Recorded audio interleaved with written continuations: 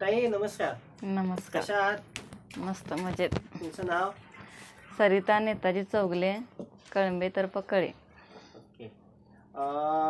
एक महिन्यापूर्वी तुम्ही आमच्या कार्यशाळेला आला होता स्मार्ट माइंडसाठी, बरोबर? बरोबर. 1-2 दिवसाचं शिबिर केलं होतं आपण.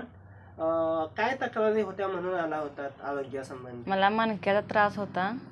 उठता बसता असं अजिबात येत नव्हतं.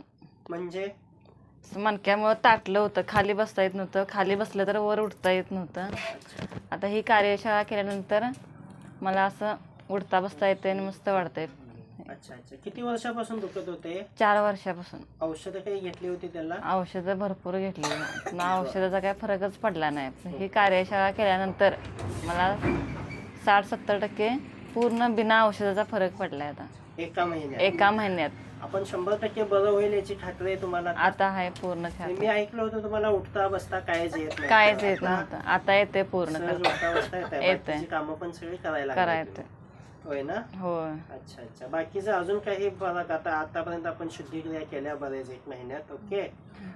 त्याच्यासाठी कोणताही वेगळा तुम्हाला खर्च आला का? नाही, अजिबात नाही. त्या साधनेमध्ये साधनेमध्येच येस येस. खूप छान.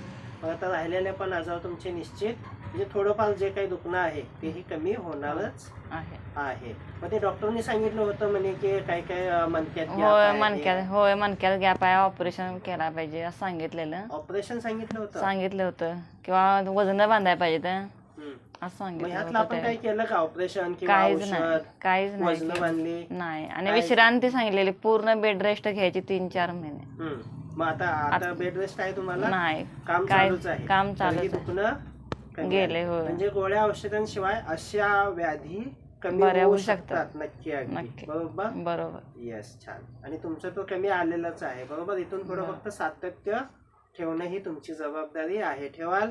ठेवतो. धन्यवाद. धन्यवाद.